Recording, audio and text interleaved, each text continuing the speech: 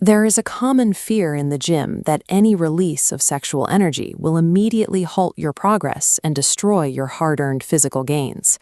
However, the biological barrier to growth is often the retention of sexual tension itself.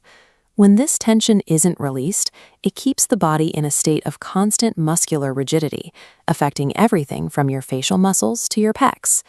These tightened tissues physically limit your ability to breathe deeply, restricting the internal space your muscles need to expand and grow. To understand the actual impact on your physique, we have to look at testosterone. In the male body, this hormone is the primary driver for bone density, sex drive, and the actual rate of muscle tissue repair. Protecting your fitness goals requires moving past the fear of sexual activity and looking at how it specifically influences the production of this hormone. Your central nervous system manages energy based on a strict survival ladder. At the top are functions for immediate survival: breathing, digestion, and vision. Only then does it look down. Building excess muscle is the very last priority. Effective bodybuilding is essentially a method of signaling to the CNS that all survival needs are met. By providing high-quality nutrition and exercise, we convince the system it has the surplus energy required to invest in that final muscle rung. This clarifies the depleted tank myth.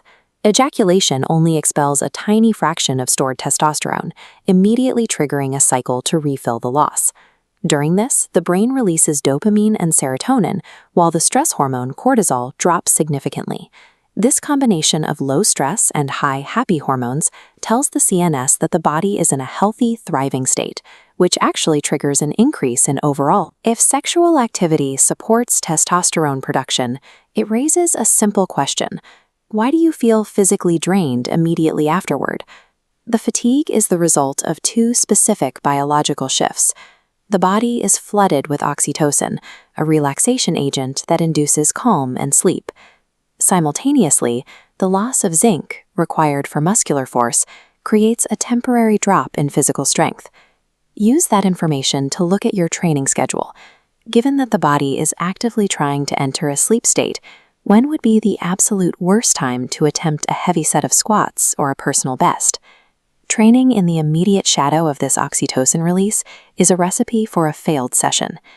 For a casual fitness enthusiast, frequent sexual activity is a benefit. It manages stress and optimizes testosterone, provided diet replaces lost minerals. But for serious muscle-building goals, timing is technical. There must be a mandatory gap before your time under the bar. A window of 5 to 6 hours allows the central nervous system to clear the oxytocin and provides the body enough time to restore zinc levels, ensuring your strength is fully recovered before you lift. It's also worth noting that during a heavy cutting phase, a temporary drop in sex drive is normal. In a caloric deficit, the body lacks the surplus energy for reproduction and prioritizes basic survival instead. This summary shows how these biological shifts interact with a training cycle. Sexual activity helps relax muscle tension and supports testosterone production by lowering stress, but the temporary weakness it creates must be managed. By allowing a 5 to 6 hour recovery window, you can maintain your hormonal health without